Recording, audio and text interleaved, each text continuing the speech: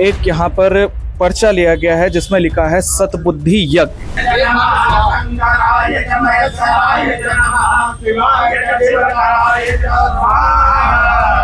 राम मंदिर में, श्री राम मंदिर अयोध्या में लगातार जो लूट और चोरी, जो चंदा और चढ़ावा की चोरी हो रही थी, उसके विरोध में हम लोगों ने एक जो है सद्बुद्धि यज्ञ रखा है। हमको मालूम है कि भाजपा के नेताओं को सद्बुद्धि नहीं आएगी। हम सद्बुद्धि उनको जरूर कहना चाहेंगे आ जाए जो राम के नाम पर वोट दे रहे हैं। 40% कमीशन पे मंदिरों के काम हुए हैं। जमीनों को जो है 24 गुना, 200 गुना जो है, 2 करोड़ की जमीन लेकर 18 करोड़, 24 करोड़ में खरीदी गई ट्रस्ट द्वारा। कहीं ना कहीं हमारे बुजुर्गों ने, हमारी पीढ़ियों ने रामलला के मंदिर के लिए अपनी कुर्बानी तक दी है। और आज हमें क्या देखने को मिल रहा है? चंदा चोरी और पादुकाएं तक उनकी चोरी हो गई हैं। वो जो राजा जो बचाए जा रहे हैं, जो आप ये समझिए लखनऊ की गद्दी से लेके जो है दिल्ली की गद्दी तक की जो लोग छुपे बैठे हैं, वो सभी कहीं ना कहीं इस पूरी लूट और चोरी में शामिल है। रोड, सड़क, नाली, पढ़ाई, शिक्षा व्यवस्था, स्कूल बेच दे रहे हैं। इन्होंने सिर्फ व्यापार किया है, इन्होंने सरकार नहीं चलाई है। नमस्कार, आप देख रहे हैं खबरों का असली बतंगड़। मैं हूं कुल गुप्ता। मैं इस वक्त मौजूद हूं कानपुर के कल्याणपुर में जलेश्वर मंदिर में, और यहां पर आप मेरे पीछे साफ तस्वीरों में देख सकते हैं कि एक यहां पर पर्चा लिया गया है जिसमें लिखा है सतबुद्धि यज्ञ।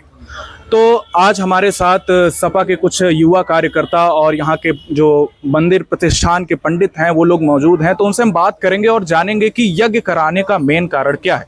सबसे पहले आप सर अपना नाम बता दीजिए। हमारा नाम सौरभ सिंह है, जिलाध्यक्ष हूँ यहाँ से मुलायम सिंह ब्रिगेड का, और यहाँ कल्याणपुर विधानसभा से तैयारी कर रहा हूँ। और आज हम लोगों ने एक जो है सद्बुद्धि यज्ञ रखा है। इस सद्बुद्धि यज्ञ रखने का हमारा मकसद एक ये है कि जो लगातार कई वर्षों से राम मंदिर में, श्री राम मंदिर अयोध्या में लगातार जो लूट और चोरी, जो चंदा और चढ़ावा की चोरी हो रही थी, उसके विरोध में हम लोगों ने एक जो है सद्बुद्धि यज्ञ रखा है कि जिन लोगों ने भी ये चोरी करी है, इन चोरों को सद्बुद्धि आए कि आपने तमाम गलत काम करे, तमाम तरह के आपने अपराध करे होंगे, लेकिन आपने प्रभु राम को भी नहीं छोड़ा।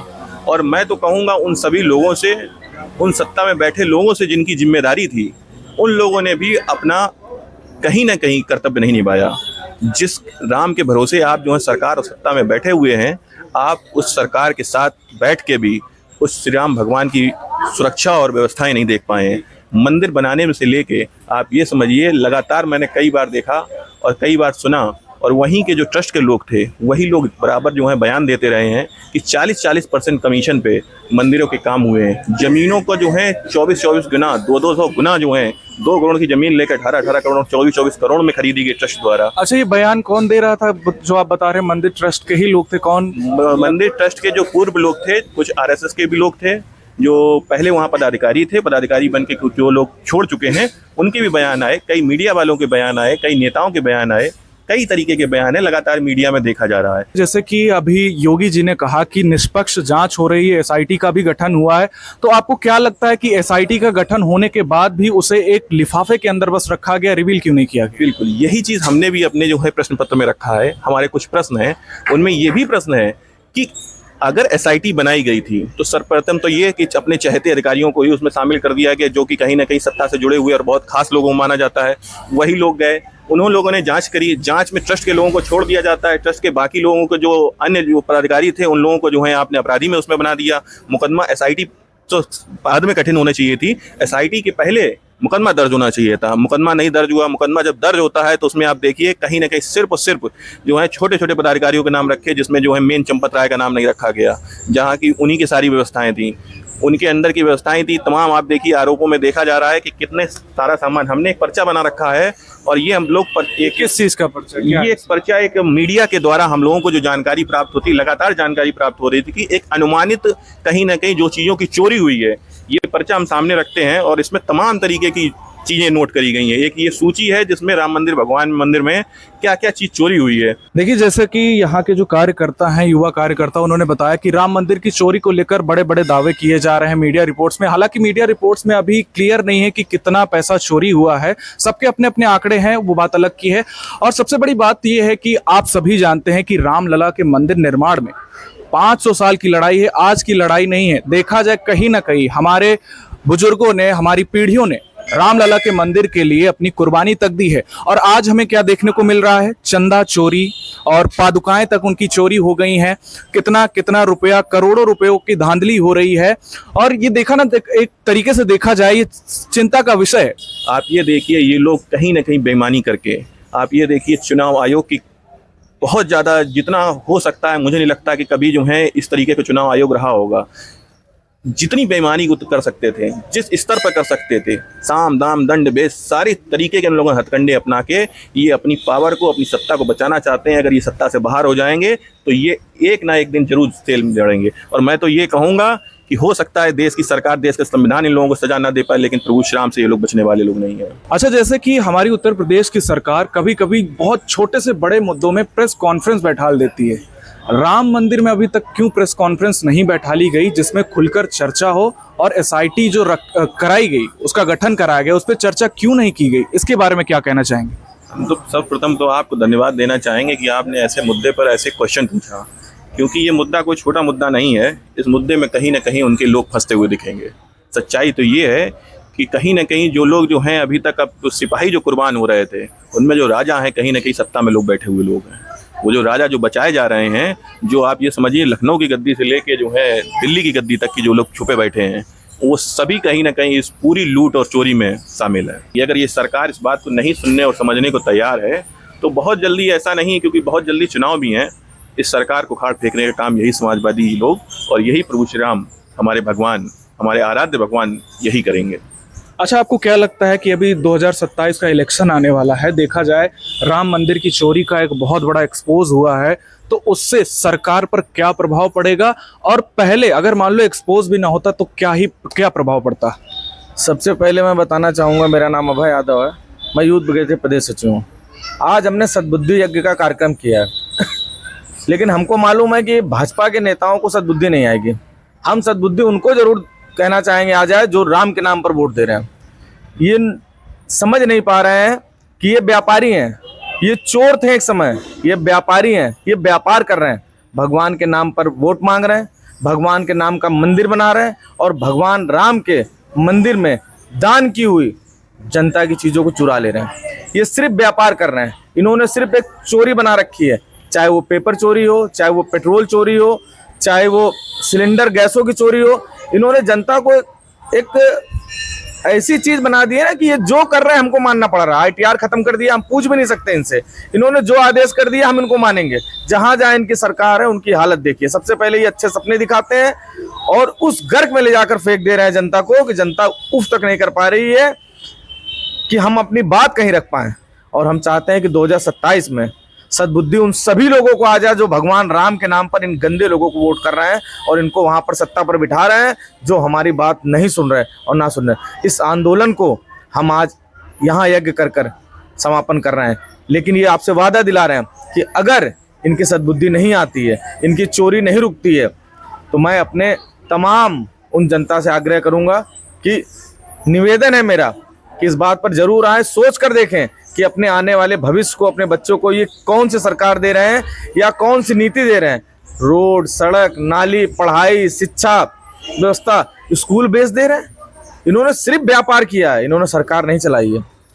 अच्छा, आप एक मेरे को बताइए, जैसे कि जो राम भगवान का जब मंदिर बना था तो उसमें कई लोगों ने चंदा दिया है। ऐसे ऐसे बुजुर्ग भी थे जो अपनी पूरे जीवन की कमाई उन्होंने जोड़ के रखी थी कि रामलला के चंदे जब बनेगा, भव्य निर्माण होगा, तब मैं वहां दूंगी। अब कई लोगों ने दिया, अपने बेटे के जो देखा जाए उनके खान पीन को भी निकाल कर उन्होंने उनका चंदा दिया। उस पर क्या कहना चाहेंगे?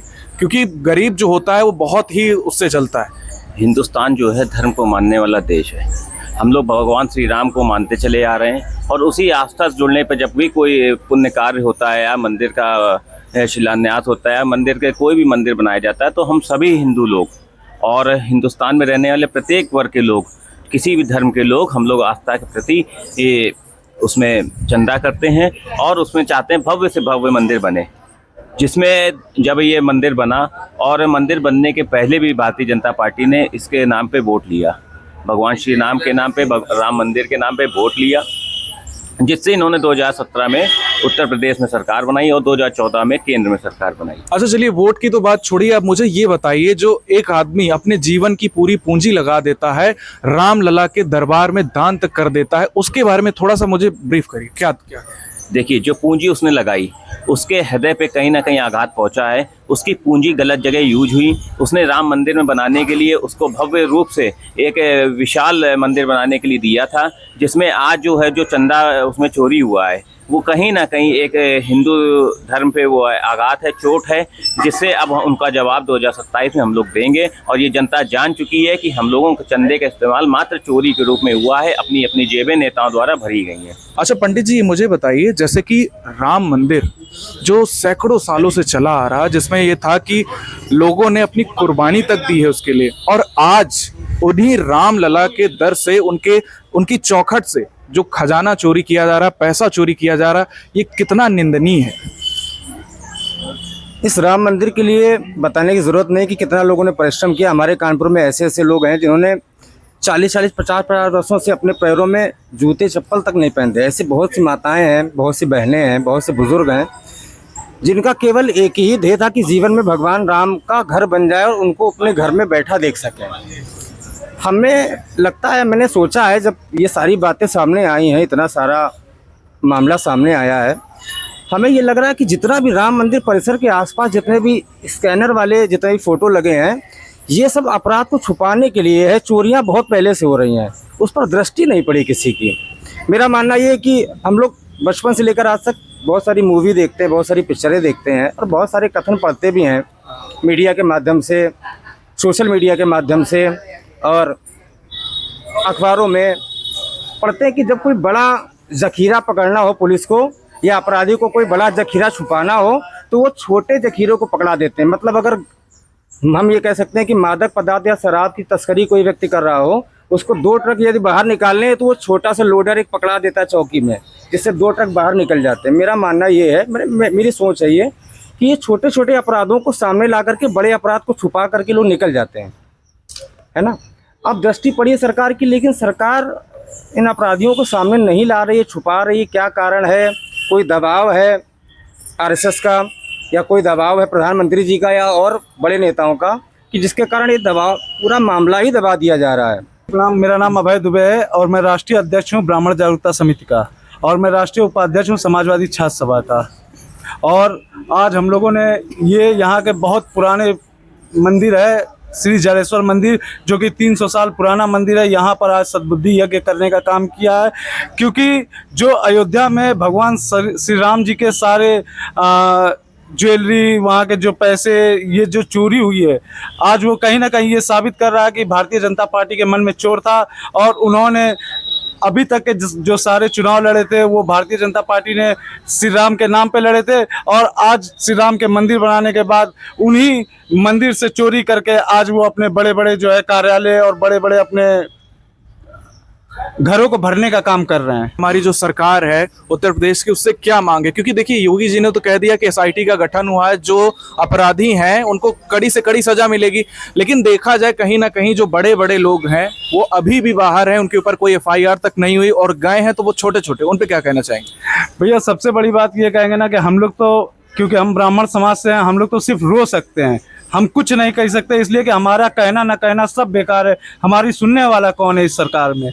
आज आप देखिए, अब मुक्तेश्वरानंद जी महाराज जो जगत गुरु जी थे, उन्होंने अगर आवाज़ उठाई तो उनको जो है बलात्कार में और किन किन गंदी धाराओं में लेकर के उनको बार बार बंद करने की धमकी दी जा रही है। अगर हमारे यहाँ के छोटे छोटे बटकों ने अपनी आवाज़ उठाई तो उनको घसीटा जा रहा, उनको मारा जा रहा। हम लोग तो भैया एक छोटे से कार्यकर्ता है, हम लोग तो छोटे ब्राह्मण हैं, हम लोग की बात कौन सुनने वाला है? इस सरकार में हमारी बात कोई नहीं सुन रहा है। ब्राह्मण समाज का सबसे बड़ा अगर अत्याचार हो रहा है इस समाज में तो ब्राह्मण समाज का हो रहा है। कहीं ना कहीं अगर आप उठा करके सरकार की धाराएं देख लीजिए तो उसमें देखने को आपको मिल रहा है कि उत्तर प्रदेश में सबसे ज्यादा अगर फेक एनकाउंटर हुए हैं तो हमारे ब्राह्मण समाज के एनकाउंटर हुए हैं। और क्योंकि ब्राह्मण ही सनातन, मुझे ये साबित करने की आवश्यकता नहीं कि मैं सनातनी हूँ। मेरा नाम अभय दुबे है, मैं ब्राह्मण हूँ, केवल समाजवादी हूँ, इसलिए मुझे ये बताने की जरूरत नहीं कि मैं सनातनी हूँ, क्योंकि भगवान राम को हमसे ज्यादा पूजने वाला कोई नहीं है।